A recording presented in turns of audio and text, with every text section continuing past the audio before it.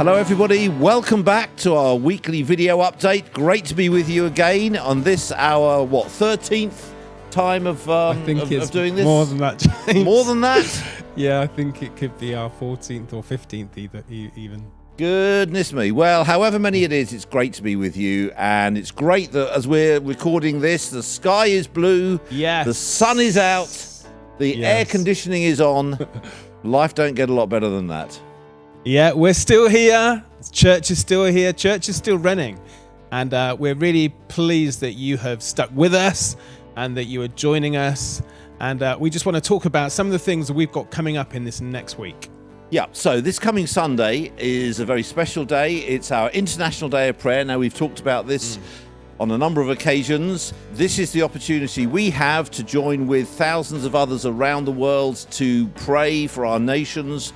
In particular, this year, we're focusing on the devastation caused by the coronavirus pandemic and just crying out to God for his help and his release, his healing of the nations. And so we really hope you're going to join us this coming Sunday. We've got some great videos from around the world for you. A great invitation and opportunity to pray along with national directors and ministry partners from around the world. So do take this opportunity. I think you're going to be really inspired and really moved. I got to see the video yesterday. And I think just seeing other parts of the world, just seeing leaders from our partner churches, Kingfisher churches around the world, it just elevates you out of the little box that we found ourselves in over the last few months. It's so easy just to get so consumed with what's going on for us. And I think this is just going to help us just to get out of that box a bit and to see what else God is doing around the world. Now, as we've also been saying, going alongside this, or as part of this International Day of Prayer, we're having a gift day. This is not raising funds for us. This is to enable countries or churches in countries that have been absolutely flawed by the pandemic in an economic sense, countries where there is no infrastructure for helping people out, and they're really, really struggling, countries in Africa, in India, the Philippines as well. And this is an opportunity for us to do our bit to help them. Whilst we can't give, we don't have the structure for giving specifically for specific countries or specific projects within those countries, do know that every bit of money that you give will be used to alleviate the struggle and the suffering and the desperation in many countries that's been brought about by this pandemic. So let's give generously. Let's do that. So you can do that online. That's the easiest way. You can do a bank transfer if you'd like, but the easiest way is just to log on to the website, either the kingfisherfamily.org international website or the kingfisher.org.uk website, and go to the giving page and follow the instructions for giving online. If you're a taxpayer, could you please tick the gift aid box? That's the one, the gift aid box, and that gives us an extra 20%. Well worth if you're paying tax to tick that box. Also, as part of our day of prayer, we are going to celebrate communion together at our 6 o'clock service, and we would love you to join us, whether you usually come along at 6 o'clock or not. It's just a great opportunity to remember, firstly, what Jesus has done for us, but it's a real act of unity as well at a time when we need it the most. So join us, 6 o'clock. Now, a lot of people have been asking, when is the church going to reopen? When is Treasure Seekers when are we going to get back to normal?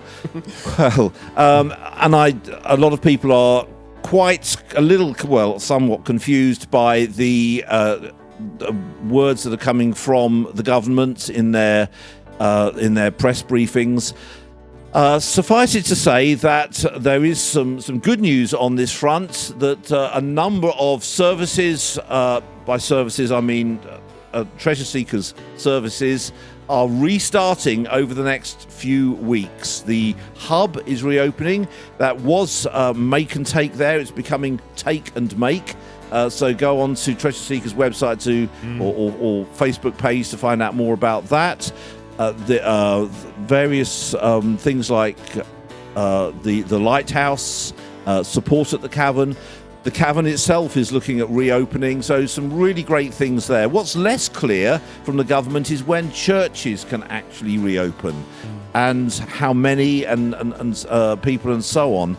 So that's the detail of that still coming out. In the meantime, we are continuing with our planning, our back to altogether church planning, so that we're going to be ready for when it's appropriate and safe to be getting back together, both in the Treadworth building and in the Westgate building for actual physical services together. We won't do that before we know that it is safe, but we will do it as soon as we reasonably can. Yeah, and initially it's not going to look exactly the same. So just to give you some warning there, because we need to keep the place safe. We need to abide by all the social distancing guidelines that we're still being given. So it will be a bit of a transition back into that sort of Sunday church life. Meanwhile, we have great online services. They've been so well received, and so many people have committed their life to Christ and taken steps of faith and so on. It's so exciting. And I really pray that this coming Sunday is going to be a moving and an inspiring Sunday for you. It's certainly got people excited, I'm relieved to say, around the world. And my prayer is that happens here in the UK. So have a great week, everybody. Yep. Have a great weekend in particular coming up. We'll be back next Thursday. And God bless you. Have a safe week. Enjoy the sun while you can. Well, yes. By the time you're watching this, it might have gone in. So we're enjoying it. But thank you so much for joining with us. And we will see you soon. Take care.